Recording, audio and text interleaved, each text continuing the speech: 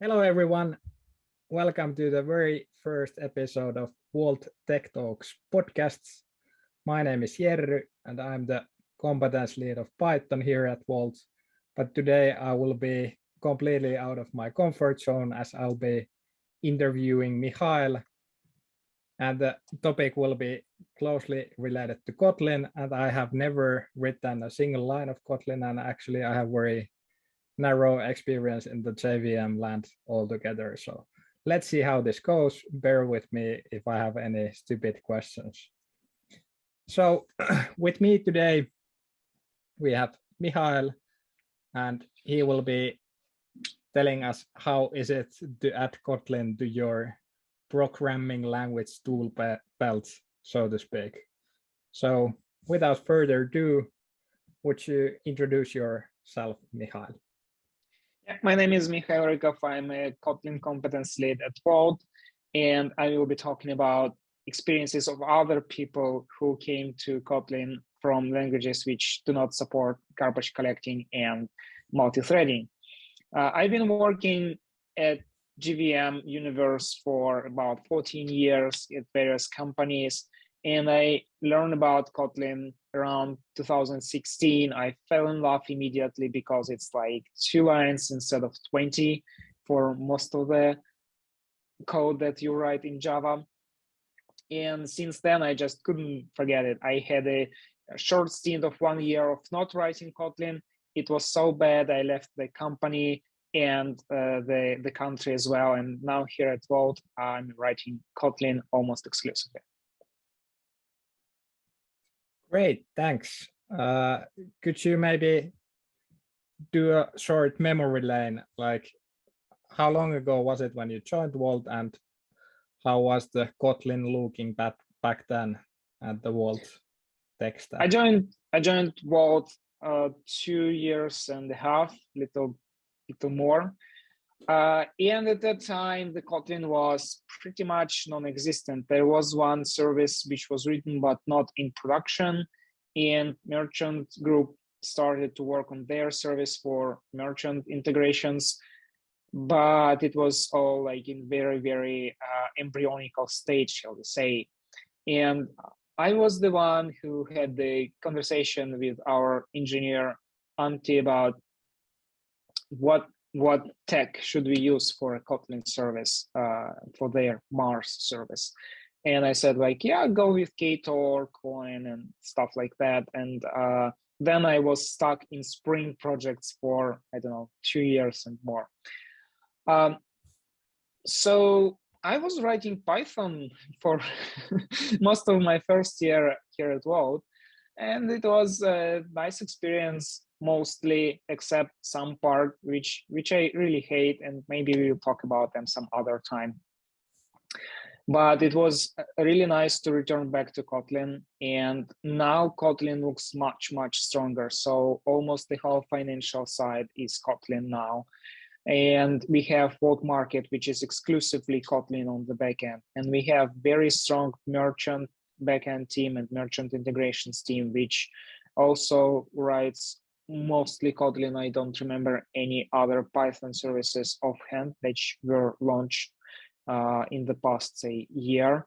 So it's much better now. It looks like an ecosystem more than anything, and it's growing really, really fast. I stopped trying to catch up with everything that's going on in Kotlin universe here at Wolt.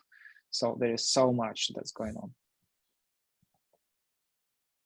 Great, thanks. So many things have changed during the past couple of years. Could you maybe go a bit deeper into some of the use cases at Wolt for which we use Kotlin, and why Kotlin is the chosen one? What are the aspects in which it truly shines compared to maybe some other alternatives? So one clear advantage of Kotlin, or something that usually perceived as an advantage, is its static typing, static strong typing. So you kind of need to specify all the data structures that you use during runtime. What that leads to kind of eliminates lots of errors that we were having on the Python side, like when you add a field and it's not working well, or you maybe deleted the field and now everything else fails with null pointers. So there is that. Of course, the advantage of having a strong types in your project is very debatable. So I see lots of discussion, and yet it kind of wins every time. I don't know why. So I'm not here to start a holy war, but let's just say that at least management considers typed languages as more safe. So there is clearly some bias to that.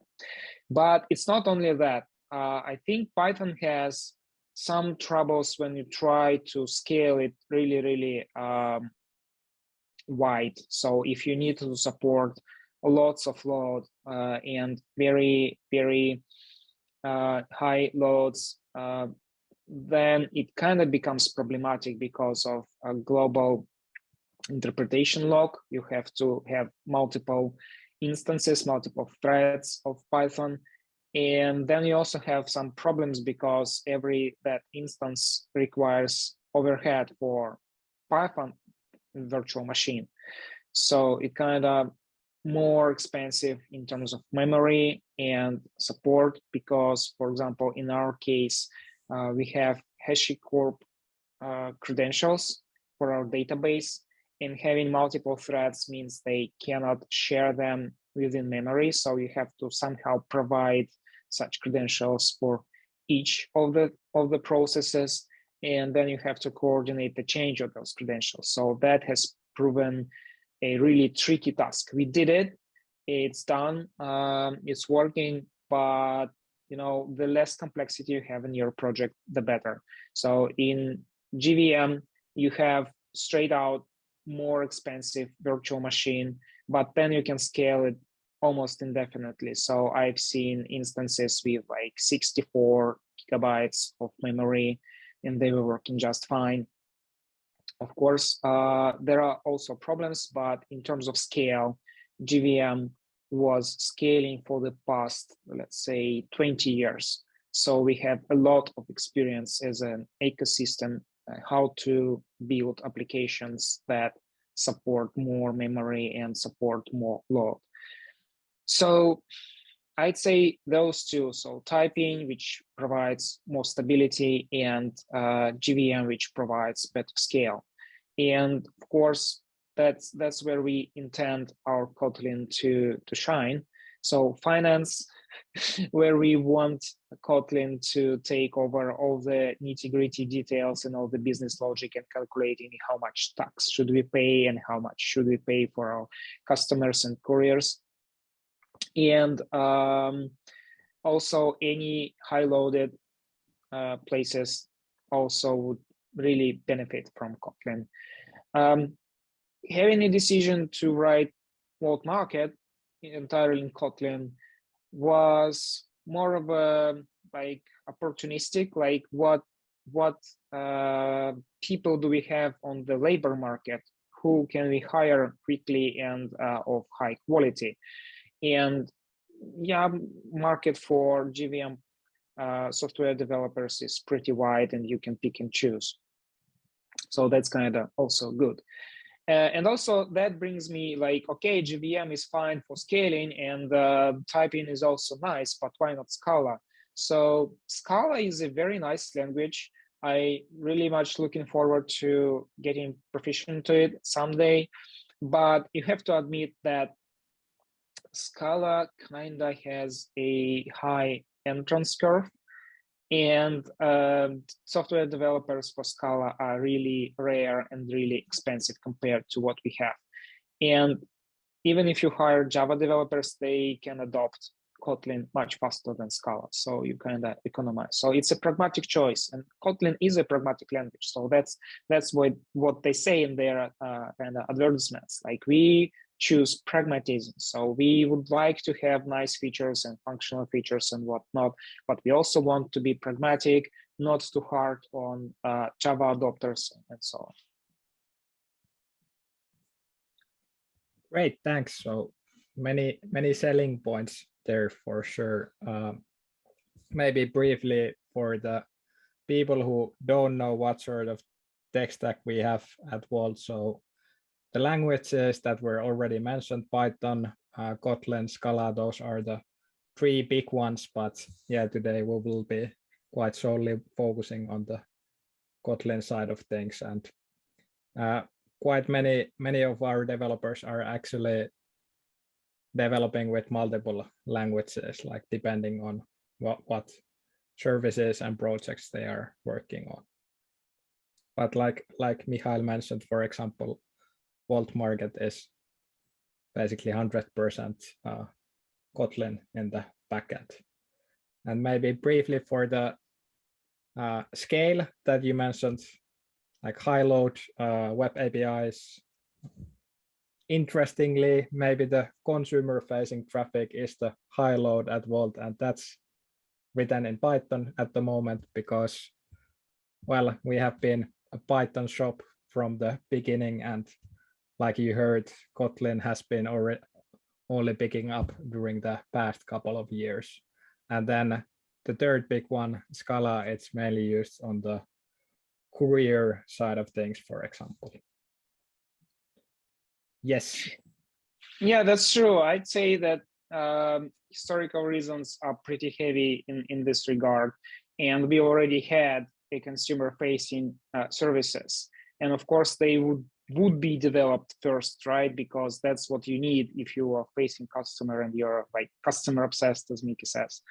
So those services already were in place, and it doesn't make sense to demolish them and build anything new from scratch. So at least not now. True, yeah. True. All right, moving on. We have, like I mentioned, plenty of people who are kind of writing a number of these languages that we have.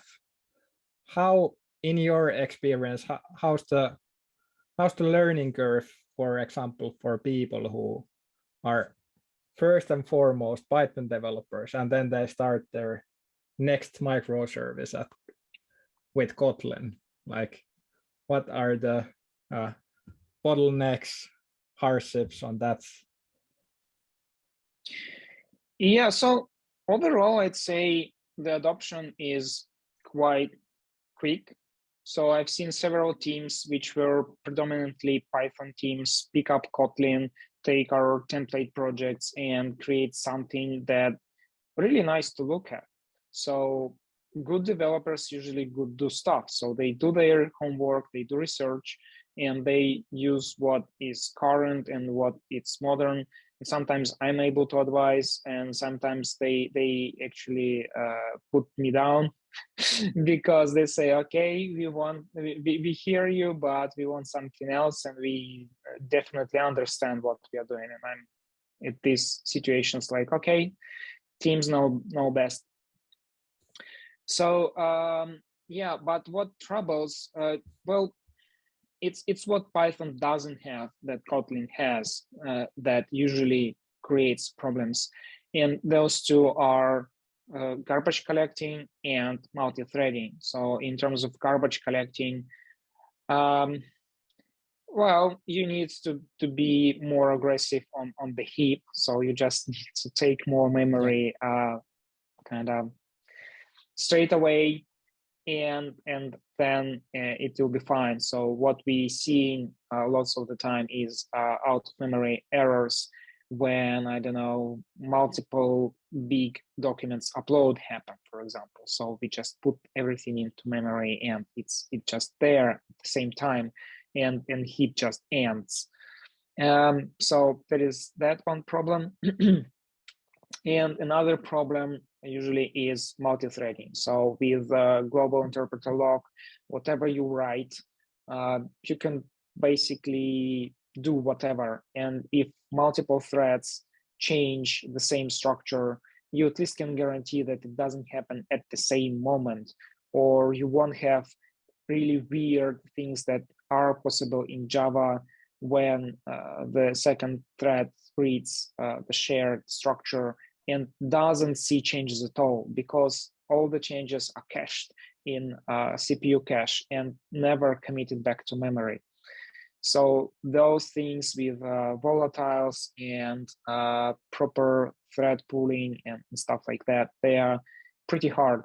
And then Kotlin brings coroutines, and this just another level. So they are really like Python asynchronous function, but then they are not, because they are based atop standard Java thread pools. And that's how they work. So basically all the work is done within a Java thread pool, which can be of any size, or it might be exhausted or whatever. So this is the hard parts. Yeah, just briefly going deeper to that. So for example, in Python, the async story is basically single thread, event loop, and everything happening inside that. How is the concurrency achieved in the Kotlin land? Well, there are two models. First, like threading. If you actually need CPU resources and you have several cores, you can just create a thread pool and put several simultaneous tasks in that thread pool, and they would execute at the same time on different CPU cores. So it's true parallel execution. And if you don't require much CPU, if most of your operations are I/O or something that you just need to wait a bit, then there is this thing that's called coroutine or collaborative concurrency. So, sorry, cooperative. So what you have, like your thread, whichever it is, or your task, can say, okay, now I don't need any computational resources until sometimes later. Here, have it back. And some other task can pick up. So this cooperative concurrency is built as a syntax sugar atop threaded concurrency. So there is a thread pool underneath anyway, and it might consist of just one thread, and then it's the same thing that happens at Python. So nothing is executed at the same exact time, but then it might not be over a single threaded thread pool. It might be over like how many CPU cores do you have, or maybe even more if you want it, if you desire it. So like standard, I think standard setting for Netty is like 8 threads. Netty is a asynchronous web server for JVM programs. So of course you can change that. You can tweak if you have more cores, if you have less cores, but like the standard setting is 8. So it's like that. So some things are happening at the same time, and then you have this cooperative thing. So it's like everything goes on. The cooperative thing sounds very similar to what's in the Python land as well. How about, let's think about people who have, let's say, Java backgrounds. I guess that's the most common one from the JVM languages. So how's the learning curve for them to pick up Kotlin? Yeah, for Java adopters, it's well, of course, it's much easier because you can just write pretty much Java. I think most of the Java language concepts are supported directly with Kotlin. You can you miss only some of them. Like I struggle to remember anyone, but of course the field declaration is a bit different. The constructor declaration is a bit different. But what attracts me is that most of those changes are to the better. So instead of writing separately getter and setter and the field declaration, and I think you do the same thing in classical Python OOP, not with others library, but in classical style. So instead of doing that, you just write val, name of your variable, semicolon, and then the type. That's it. So and the constructor as well. So there are default values. So you don't need to have 8 constructors for each of the combination of your input variables. You can just default some of them, and then that's totally fine. So there are things like that. But then people tend to use it and abuse it and write very Java-ish code in Kotlin, which is also fine at the first stages.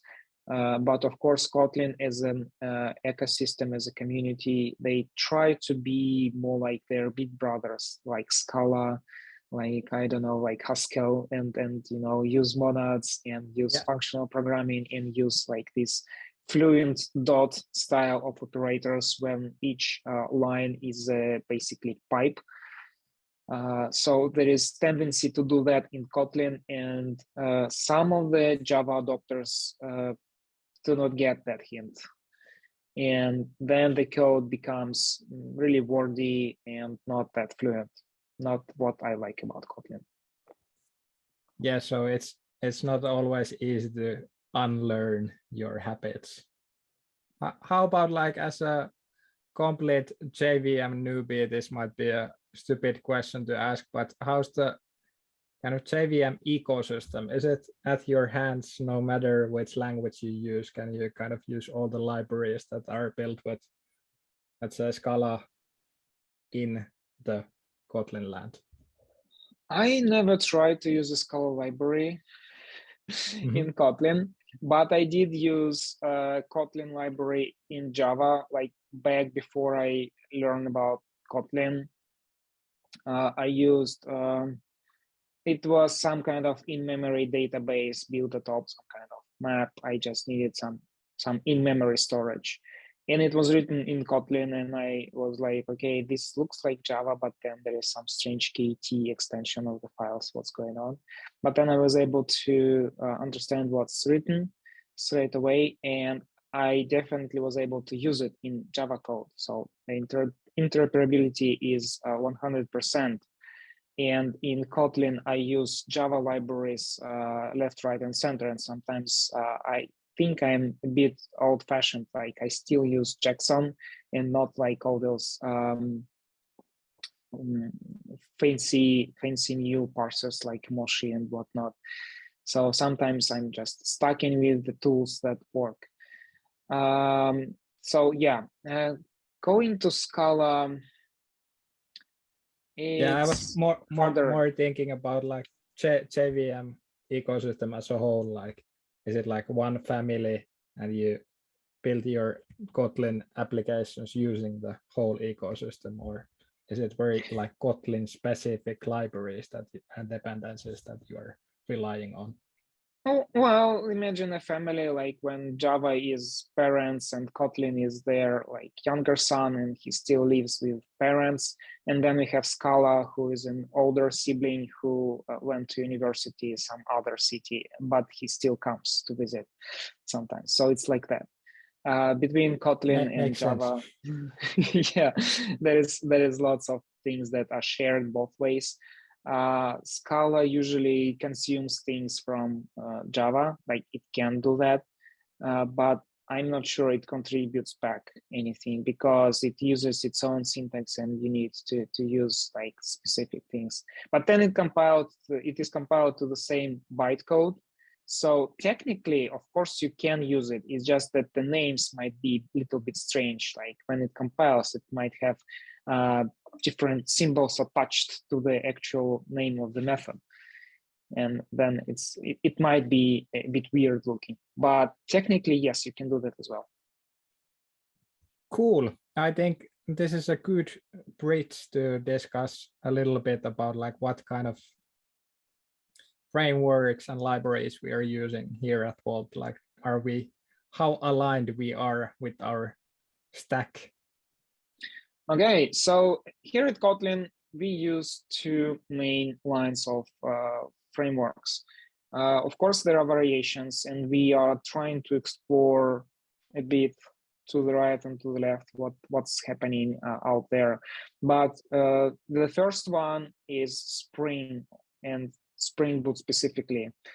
And why is that? Is because Spring infrastructure, Spring ecosystem has everything. It has security, it has web framework, it has dependency injection, it has connection to the database, it has configuration network. So it's really, really easy to convert your environment variables, your secrets and whatnot into actual variables within your code. And it's really adjustable, and you can have multiple profiles for test, for development, for sometimes people launch the same application in different modes. Like this application is only for processing Kafka messages. It doesn't accept HTTP traffic. So you can do that in Spring really, really easy. You can do that, of course, in pure Kotlin, in pure Java, but Spring provides tools to make it painless. And I thought at the start that it would be less of a learning curve for everybody else because they can create application in minutes and start writing business logic straight away. For some teams, it worked out really well. Some other teams preferred a more modern stack. And this one I also support 100%. It's a Ktor stack. So you use Ktor as your web server and web client, and you use Coin to provide dependency injection, and then it really varies as to what database lies underneath. So if it's Mongo, then you use Mongo libraries. There is a Mongo thingy for migration. There is a Mongo framework for actually accessing the data. And Mongo works really nice with Ktor because it also has an asynchronous mode and it kind of plays into that strength. It's not so much applicable for PostgreSQL, although now we have one service which uses R2DBC connection to the database.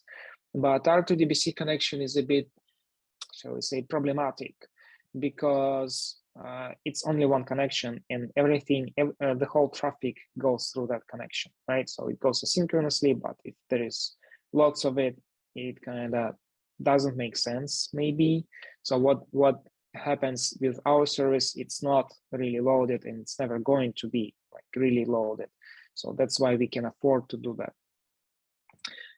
And also with R2DBC, there are problems with transactions. So if you want to lock that connection for some operation, then nobody else can use it. So it's basically does what it's not supposed to. It blocks the only connection you have to the database.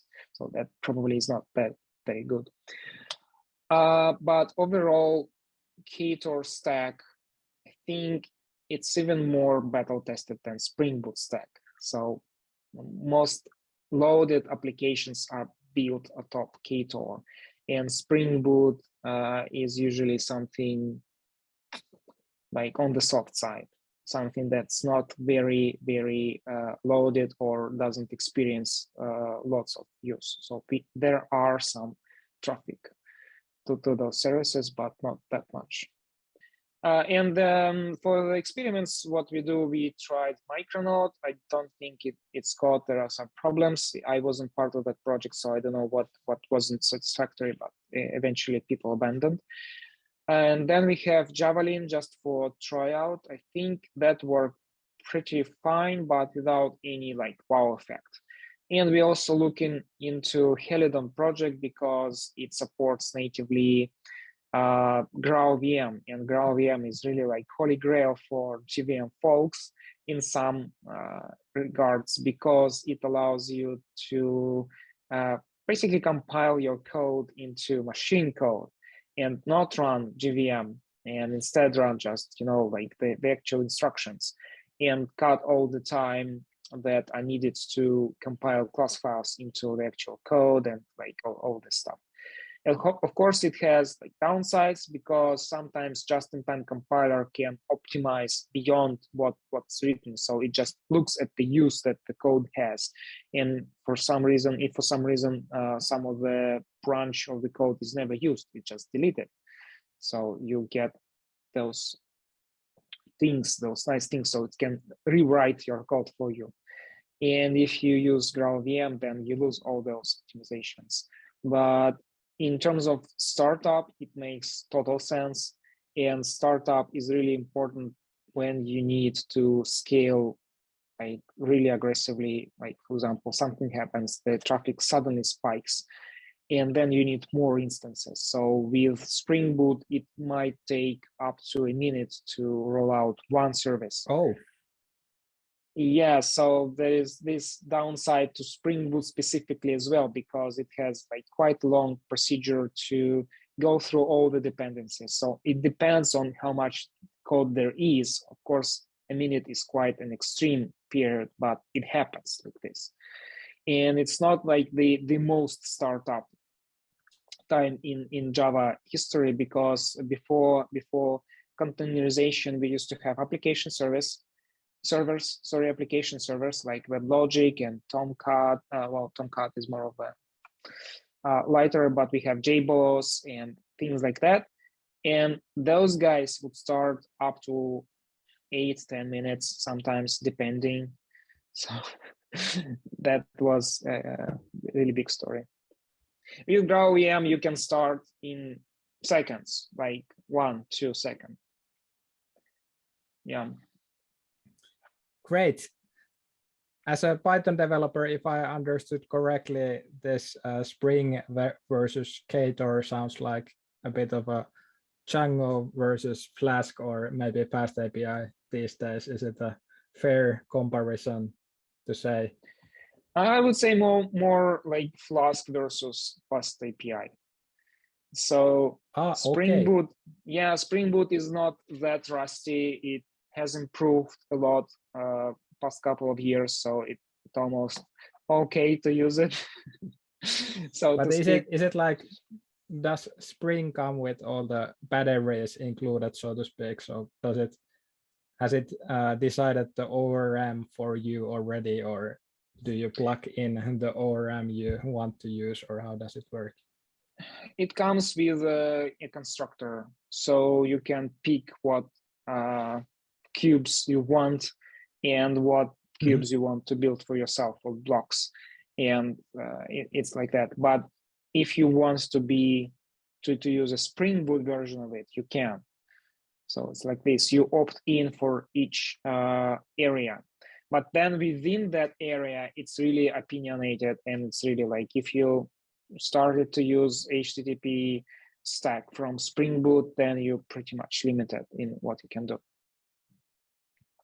Yeah, thanks. Super interesting. And how about, we have been talking a bit about coroutines and things being asynchronous. So in the like libraries side of things, are there like async capable libraries and then non-async capable libraries? And if you don't find the one you're looking for, can you miss and match this within your, let's say, web application, for example? You certainly can mix and match, but of course, if you're using a blocking library in your code, then you might lose on the asynchronous advantages. So there's one way to avoid that, is to use a separate thread pool for such calls and just take features from that thread pool. So that way you kind of can have both of the worlds. So that is one of the approaches that can be used with Ktor if you use JDBC connectors to your PostgreSQL database. So you just dump all the JDBC operations into a separate thread pool and provide completable features out of that thread pool, and then you can do that. Cool. How about, I think you haven't yet mentioned anything about testing things out. Is there some de facto testing framework in Kotlin? Well, there is a de facto testing framework in all JVM universe, and this is JUnit. Right. And as far as I can remember, it was this specific library that started the whole unit test movement across the software engineering, the whole thing.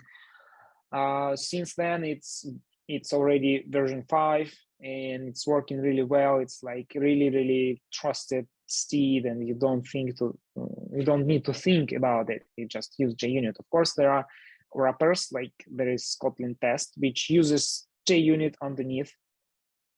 And there are some other variations, like there is really nice Spock framework, which is written in Groovy, another JVM language.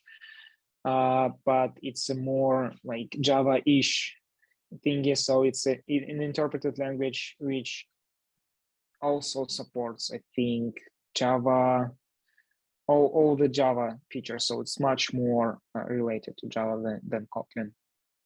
But anyway, this Spock thing is for writing behaviorally driven development, and kind of when then given all that stuff. And there are language structures specifically provided to write that kind of syntax, and lots of stuff to parameterize your tests. So you can just define a table and run that table through your test.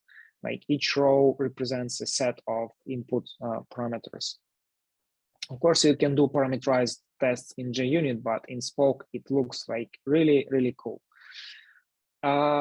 So yeah, I would say JUnit covers 90% of all the cases that exist. And you can also do not only unit testing with JUnit, but also like integration testing.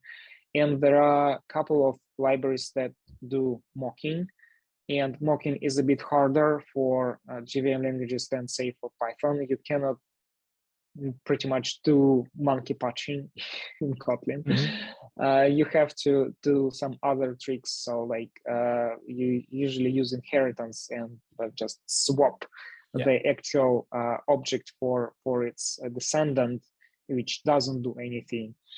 So there is. I assume dependency injection must be a big word as well. Absolutely, yes. Yeah. So yeah, it does that, and there is Mockito, which like the mainstream Java library for mocking everything. But for Kotlin, there is Mock-K, which is much nicer to use because it doesn't use when keyword, which is a keyword in Kotlin, and it's used in Mockito. It's uncomfortable to always backtick it. And then it works with coroutine mocks and coroutine stuff much nicer. So for Kotlin projects, I always advise Mock-K if you can do it. Great. Thanks for sharing a bit about our stack, or let's say 2 variations of our web stacks. How about like when teams at Wolt are about to start a new, let's say, backend web service in Kotlin, do we have some helper tools for them to bootstrap their new projects? And do we maybe have some shared libraries or some sort of functionality? Yes, of course. So we created very early on, I think it was about a year ago, Spring Boot template project, which contained most of the dependencies that we would use in any of our services. So there is that. What else to say? Yeah, a huge part of bootstrapping the project at Wolt is writing down all the infrastructure stuff. So we have like 10 files of infrastructure stuff to accomplish. And that was a part of that template. So you would clone and you use that project as a template for your next service. And then you run the script, and this script will also create a PR for moving things to development and production. And then I think it speeded quite a bit adoption of new services. And then later, I think it was maybe a month ago or so, I created a template Ktor project, which uses most of the things that we need for also putting up Ktor project into production. And it uses R2DBC connection to the database. And we also need to cover all the authorization stuff, because we use these JWT tokens within Wolt, even for service-to-service communication. So this has to be covered, and now we can use it. Of course, we have libraries that are used throughout the Wolt. One of them notably is a security library, which implements all things that do with security, with credentials to the database, with JWT tokens and stuff like that. And there are other libraries also here and there. There are like area-specific libraries. So here at Wolt Market, we have Wolt Market Kafka Commons, which contains all the structures that are passed through Kafka. Or we have API first principle implemented, so everything is dependent upon API libraries, which are generated from the single store of API docs that we keep updated at all times. Is it open API specification that you? Yes, it's open API specification that we use to generate our data structures and even servers. So we generate Spring Boot interfaces for controllers from that specification, and also Java RX for Javelin. So things go like that. All right, sounds great. How about like Kotlin and in general? Do you have some recommendations for resources that a Kotlin newbie should maybe look for to begin their Kotlin route? Yeah, here I must remember my first steps in Java of all languages. So one thing why I switched very early on from C++ to Java was Java was so much better documented. So in C++, you would look everywhere and not find anything. Like there was, at that time, the Google wasn't where it is now. There was no Stack Exchange. So it was really hard to find information how to properly write things. In Java, there was this Java doc, which explained everything in so much details and sometimes even with examples. So this was mind-blowing. And I'm glad to see that Kotlin picked up that and brought it further. So there are lots of Kotlin docs within the code itself. And the site kotlinlang.org is really full of information to the point that all the Kotlin articles on the internet are mostly paraphrases of the official documentation with lots of examples thrown in. So they are covering mostly practical side, not how it's built and how it's supposed to be used. So do check the official documentation. Then there is a Kotlin Cons project. I think it also operated by JetBrains. So what it is, it's basically a set of tests and problems, and you have to fix code to make tests pass. And each koan addresses one of the aspects of the language. And that's how I learned the language. I spent maybe a couple of evenings on those koans. And when I finished, I was, well, pretty much middling Kotlin developer. I could pull my weight in Kotlin already. So a couple of evenings as with a Java background, and you should. Yes, with Java background, it's a couple of evenings, and then you got to go. Then there is a Kotlin YouTube channel, which is full of contemporary materials on Kotlin languages and libraries and whatnot. So to check it out. And well, Kotlin conferences are pretty good usually. I've attended one, and I've attended one physically and a couple of them virtually while we had this pandemic thing. So yeah, pretty good that is as well. Great. I think we can add links to this that Mikhail mentioned in the show notes, so you can check from there. Yeah, just look below. Look below, yeah.